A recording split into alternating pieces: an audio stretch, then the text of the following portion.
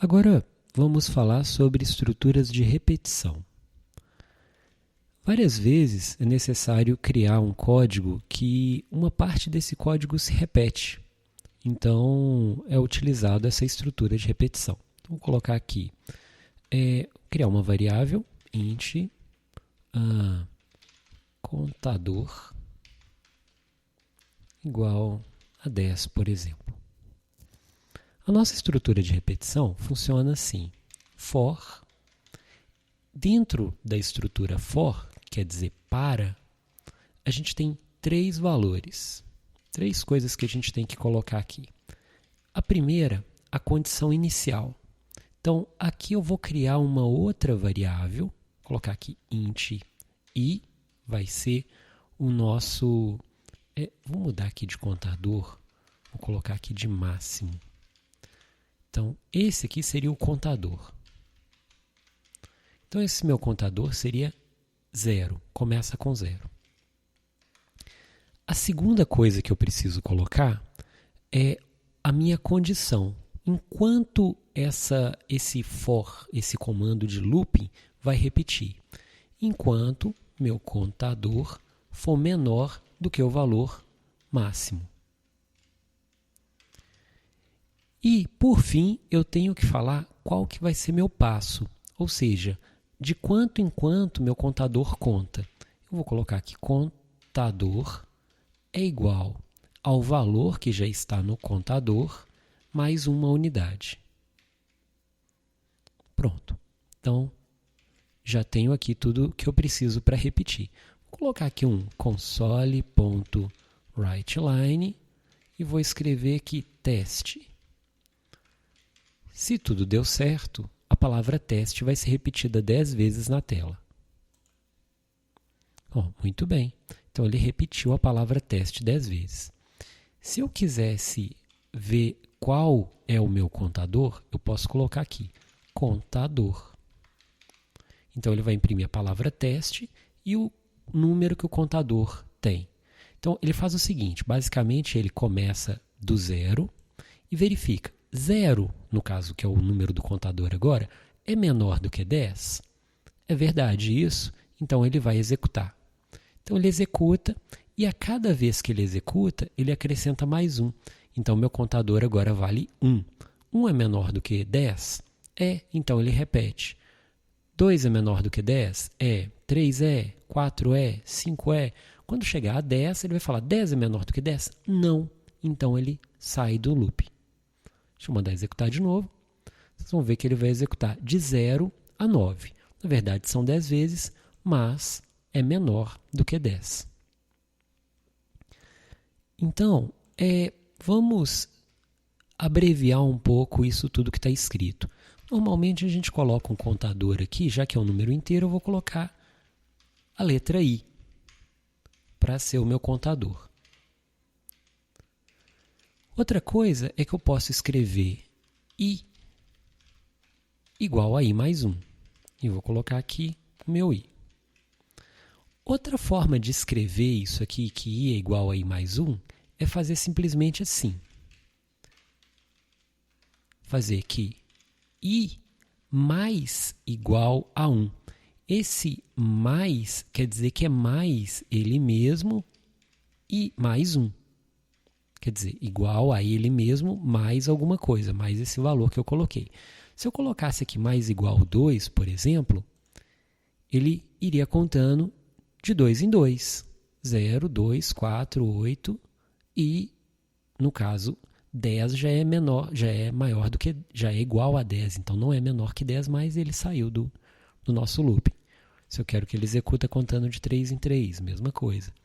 Então, ele vai executar só 0, 3, 6, 9, parou. Então, isso aqui é o nosso programa que faz repetição. Vamos colocar aqui como uma tarefazinha, fazer uma tabuada. Então, eu poderia fazer aqui um valor de base. Vamos fazer a tabuada, colocar B aqui. Vamos fazer a tabuada de 3. Para fazer a tabuada de 3, eu vou fazer assim, o meu valor base, deixa eu até colocar isso como um texto, seria o meu valor base, mais, eu vou colocar o sinal de multiplicação, mais o meu contador, mais o sinal de igual, mais o resultado dessa multiplicação. Vou colocar uns espacinhos aqui para ficar bonitinho, que seria o meu valor de base, que seria 3 vezes o i. Então, eu quero que faça 3 vezes 1, 3 vezes 2, 3 vezes 3, até 3 vezes 10. E no caso, eu vou colocar aqui no lugar de máximo, eu vou colocar já o valor de 10 e eu quero que inclua o 10. Então, eu vou colocar menor ou igual a 10. Então, incluiria o 10 também. Executando, olha a tabuada de 3. Então, ele está fazendo aqui b vale 3, mais a string, o texto, vezes, mais o valor do i, que agora, na primeira vez que executa, é 0, mais o sinal de igual, mais a multiplicação de b vezes i. Então, 3 vezes 0 dá 0. Acabou meu for? Não, vai voltar. E agora o i é igual a i mais 1. Então, o i agora vale 1, porque antes era 0. Então, agora ele faz 3 vezes 1, 3 vezes 2, 3 vezes 3, até 10. E 10 é menor ou igual a 10? É igual. Então, também executa o 10. Quando chegar ao 11, aí sim ele não é menor ou igual mais, ele é maior. Então, ele sai do loop. Outra forma de fazer um looping é utilizando a estrutura chamada while. É bem semelhante. A gente coloca while, só que no while a gente só coloca aqui dentro a condição.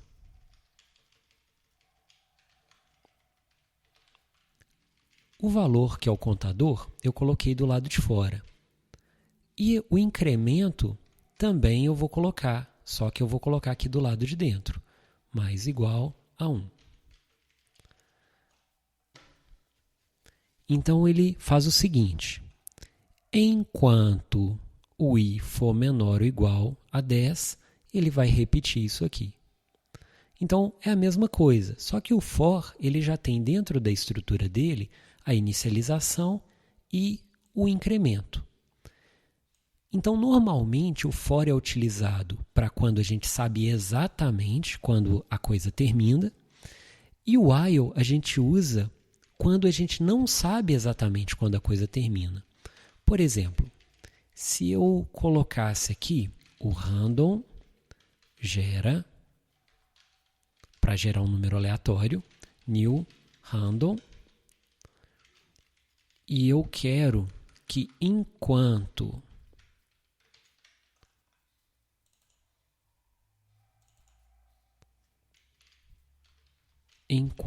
o meu valor, colocar um int valor igual a gera.next